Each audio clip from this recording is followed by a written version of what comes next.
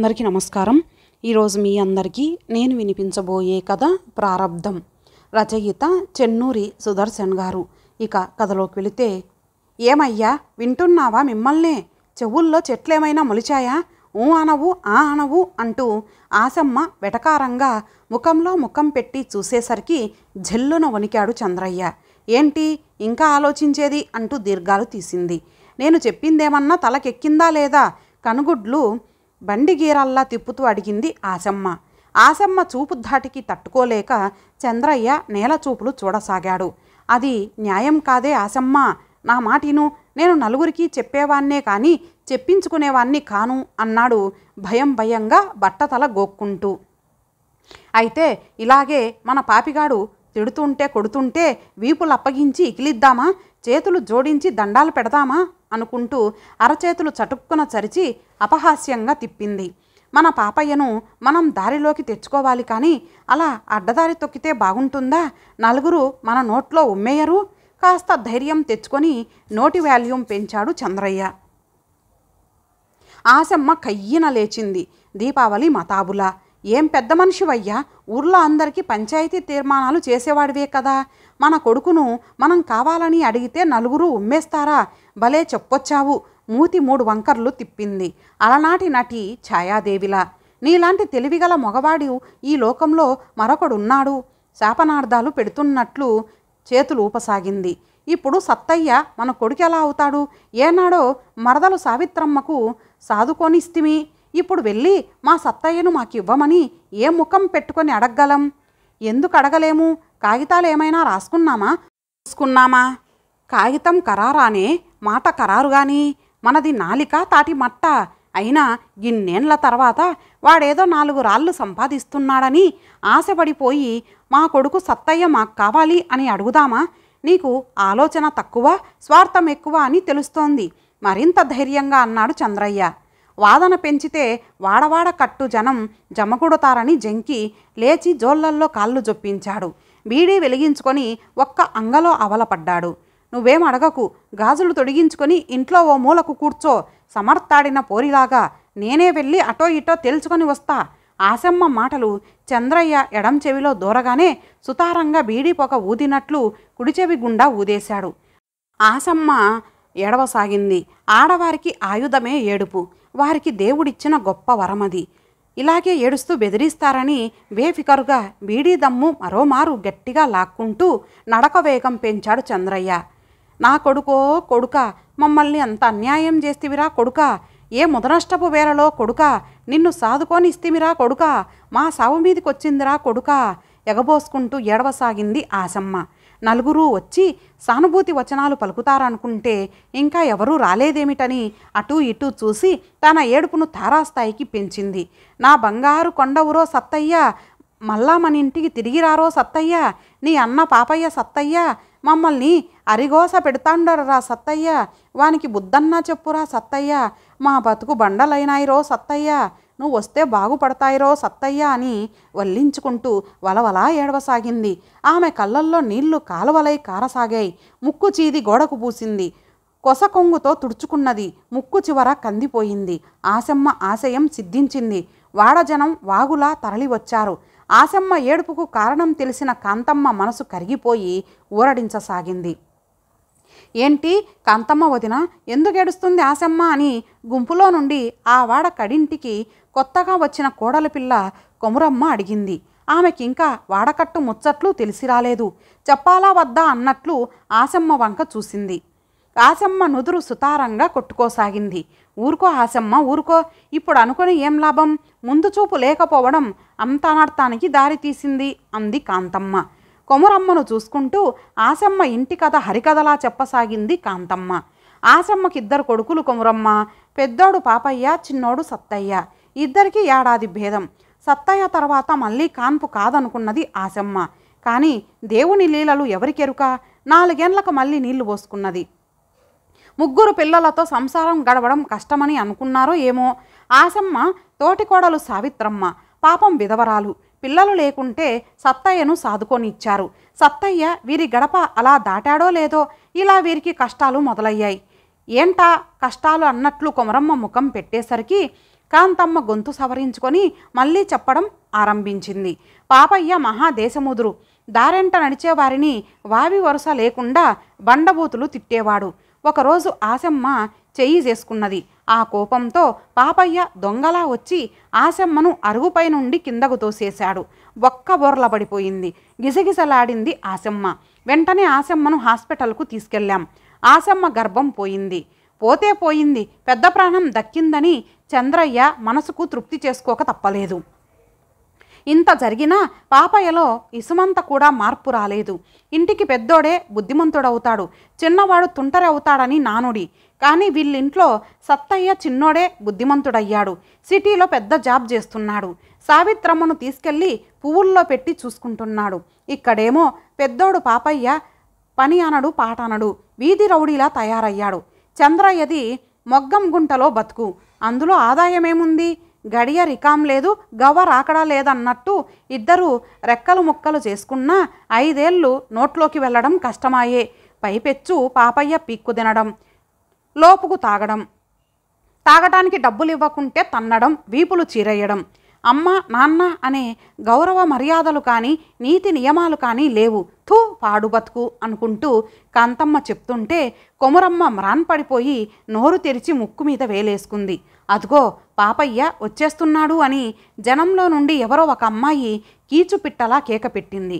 గాలి దుమారానికి కాగితాలు కొట్టుకుపోయినట్టు ఎవరింటికి వారు చెల్లా చెదురయ్యారు. తెల్లవారుజాము చంద్రయ్య ఇంట్లో నుండి ఏడ్పులు పెడబొబ్బలు మిన్నంటాయి. వాడ శాంతం లేచి పరిగెత్తుకు వచ్చింది. వాకిట్లో వరిగడ్డి పరిచిన ఈత చాప మీద చంద్రయ్యను పడుకోబెట్టి తెల్లగుడ్డ కప్పారు. తలాపుకు దీపం అగరొత్తులు వెలిగించి ఉన్నాయి. ఆశమ్మ నెత్తి నోరు కొట్టుకుంటూ ఏడుస్తోంది. పాపయ్య 2 చేతులు గదుమ కింద పెట్టుకొని కనురెప్పలాడించకుండా చూస్తున్నాడు. కన్నీళ్లు తుడుచుకోవాలన్న ధ్యాసలో లేడు. ఇంతలో వీధి గుమ్మం ముందు కారు ఆగిన చప్పుడయ్యింది. సత్తయ్య సావిత్రమ్మ రావడం చూసి ఆశమ్మ గుండెలు మరింత గట్టిగా బాదుకోసాగింది. వాకిట్లో చంద్రయ్య శవాన్ని చూడగానే కాళ్లపై కుప్పలా కూలిపోయాడు సత్తయ్య. సావిత్రమ్మ ఆశమ్మ మీద పడి శోకాలు పెట్టసాగింది. వాతావరణమంతా కన్నీటిమయమయ్యింది. నాన్న ఇక లేచి కూర్చో అంటూ చంద్రయ్య మీద కప్పిన తెల్లగుడ్డను లాగాడు పాపయ్య. చంద్రయ్య అమాంతం లేచి కూర్చున్నాడు. ఆశమ్మ గావుకేక పెట్టి మంచంపై నుండి దిగ్గున లేచి కూర్చుంది. గజగజ వనకసాగింది. ఏమయ్యింది ఆశమ్మ అంటూ ఆశమ్మ భుజం తట్టాడు చంద్రయ్య. ఆశమ్మ కళ్ళు తెరిచి పిచ్చి చూపులు చూడసాగింది. పీడకల కానీ వచ్చిందా? అలా కేక పెట్టావేంటి? నాకు గుండె ఆగినంత పని అయ్యింది. నీ మనసులో ఇంకా సత్తయ్య ఆలోచనలే ఉన్నాయి. మన ఆలాపనలోనే కలలోకి రావడం కద్దు. ఏం కల వచ్చింది అనుకుంటూ ఆశమ్మ కళ్ళల్లో కళ్ళు పెట్టి చిరునవ్వుతో అడిగాడు చంద్రయ్య. ఇంటి వెనకాల గదిలో జల్ల కింద కోడిపుంజు కొక్కరోకో అని కూయసాగింది. ఇంకా ఆశమ్మ భయం నుండి తేరుకోలేదని చంద్రయ్య నెమ్మదిగా ఆశమ్మ పక్కనే మంచం మీద కూర్చున్నాడు. కాసంత దూరంలో పాపయ్య నొలక మంచంలో మహారాజులా గుర్రు పెడుతుండటం ఆశమ్మ చూసింది. దొరకింకా రాత్రి తాగింది దిగనట్టుంది, ఈ లోకంలో లేడని మనసులో అనుకుంటూ మంచం కిందకి వంగి సర్వలో ఉన్న మంచినీళ్లు గ్లాసులో వంచుకొని తాగింది. పీడకలనే అన్నది గొంతు సవరించుకుంటూ. చంద్రయ్య గడుమ కింద అరచేయి పెట్టుకొని కళ్ళు మిటకరిస్తూ ఆశమ్మనే చూడసాగాడు. మళ్ళీ పాపయ్యతో అనేవు, నా చావు మీదకొస్తుంది అనుకుంటూ చంద్రయ్య చెవిలో గుసగుసలాడుతూ విషయం వివరించసాగింది. పాపయ్య బతికుండగా సత్తయ్య మన వద్దకు రాడని, వాణ్ణి లేపేస్తే పీడా పోతుందని జిగలో విషం కలిపిచ్చానట. అది తాగితే నిషా దిగుతుందని నాకు తెలియకుండా పాపయ్య నీకిచ్చాడట. మీరది తాగి నేల కొరిగారట. నేను ఏడుస్తుంటే పాపయ్య నన్నే అనుమానంగా చూడసాగాడు. కాకులు కలవడం మీ నాన్న చూశాడు. కీడు తగిలింది, కింద పడిపోయాడు. ఎవరైనా బంధువులు వచ్చి ఏడిస్తే కీడు తొలగిపోతుంది, లేపితే లేచి కూర్చుంటాడని మాట మార్చి పాపయ్యకు చెప్పాను. ఎలా తెలిసిందో ఏమో సావిత్రమ్మ సత్తయ్యలు వచ్చి ఏడుస్తున్నారు. కాసేపటికి పాపయ్య మీ మీద కప్పిన గుడ్డలాగాడు. మీరు చటుక్కున లేచి కూర్చునేసరికి దెయ్యం అనుకొని దడుచుకొని గట్టిగా కేక వేశా అని చెబుతుంటే ఆశమ్మ కళ్ళల్లో నుండి సన్నగా కన్నీరు కారసాగింది. చంద్రయ్య గుండె జారిపోయింది. నెమ్మదిగా దిండు కిందున్న బీడీల కట్ట అగ్గిపెట్టా తీసి ఒక బీడీ వెలిగించాడు. తుపుక్కున గోడకు ఉమ్మేసి నిజంగా పాపయ్యను పైకి పంపుదామని నీ మనసులో ఉందా అంటూ అడిగాడు చంద్రయ్య. ఆశమ్మ మౌనంగా ఉండిపోయింది.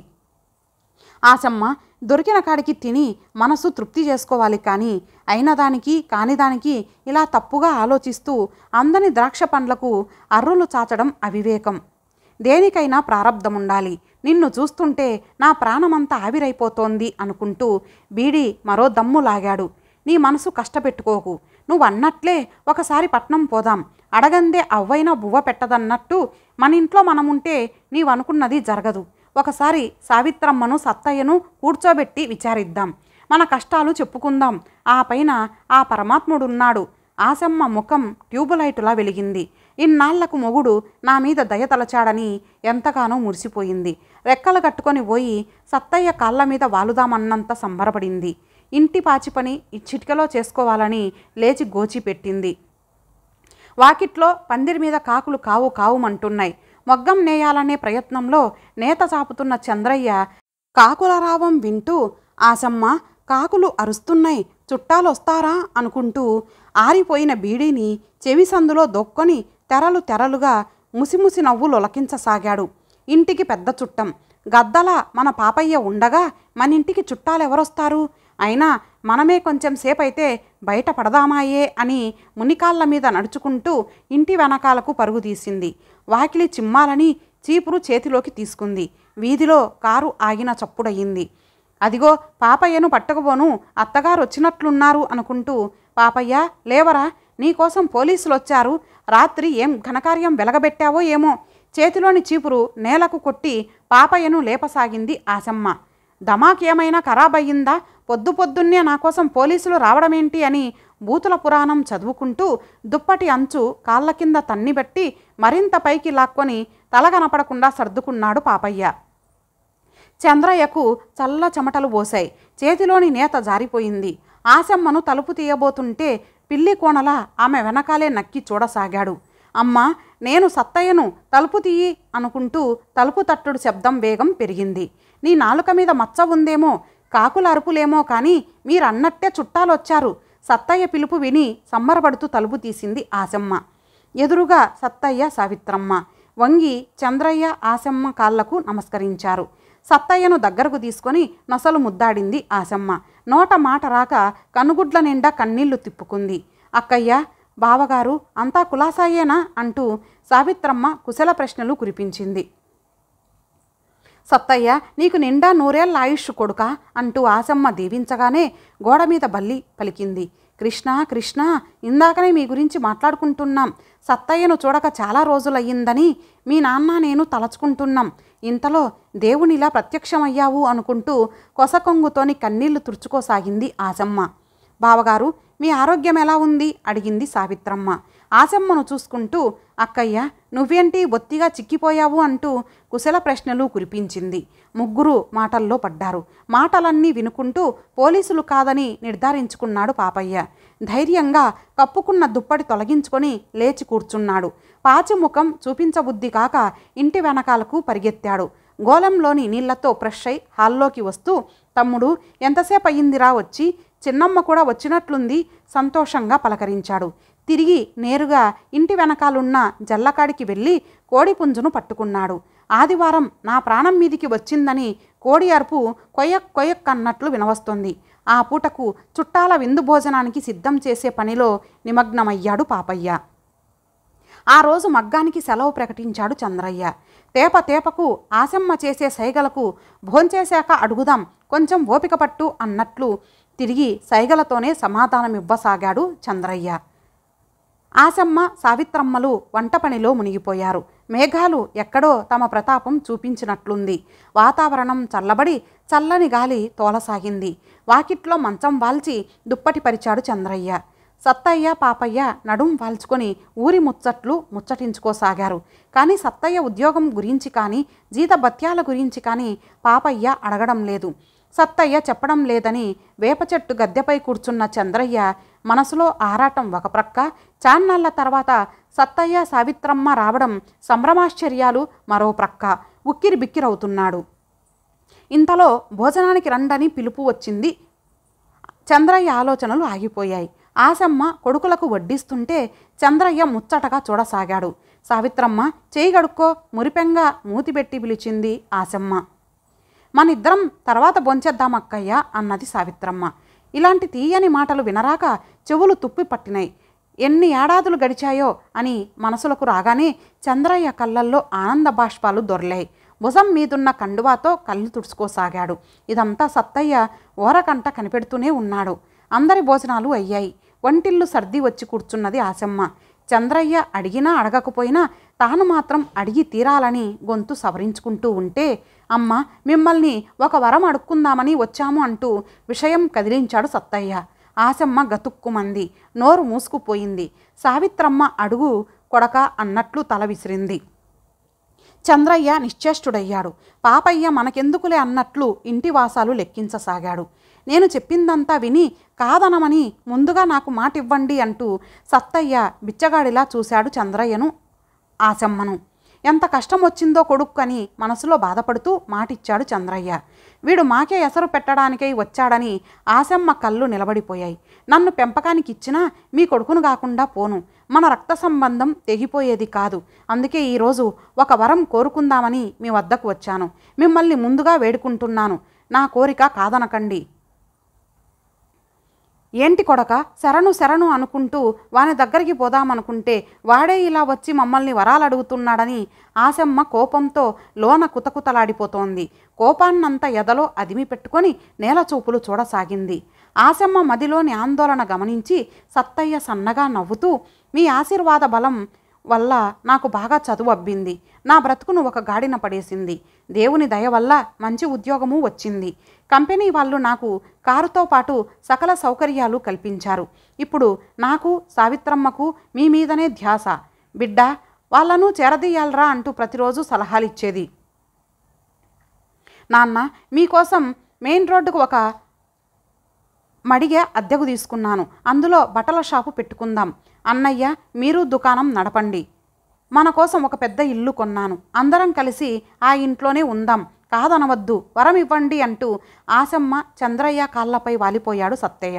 సావిత్రమ్మ కొంగు చాపి, అక్కయ్య నాకెవరున్నారు చెప్పండి, మీరు తప్ప. ఆనాడు కొంగు పరిస్తే దయతో సత్తయ్యను నా చేతుల్లో పెట్టారు. ఇప్పుడు మళ్ళీ నా కొంగు పరిచి వేడుకుంటున్నాను. మన కొడుకు కోరిన వరమే నేను కోరుకుంటున్నాను. మనందరం పట్నానికి పోదాం, కాదనకండి అనుకుంటూ కన్నీరు పెట్టుకోసాగింది. చంద్రయ్య ఆశ్చర్యపోతూ నోరు తెరిచాడు.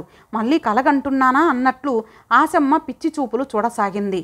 అన్నయ్యకు నాకు పెళ్ళిళ్ళు మీ చల్లని చేతుల మీదుగా జరగాలి అంటూ సత్తయ్య దీనంగా తలెత్తి చూడసాగాడు.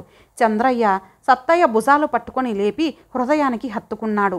తమ్ముడు చిన్నవాడివైపోయావురా, లేకుంటే నీ కాళ్ళు మొక్కేవాణ్ణి అంటూ కంటతడితో పాపయ్య లేచి వస్తుంటే చంద్రయ్య ఒక చెయ్యి చాపి దగ్గరికి తీసుకున్నాడు.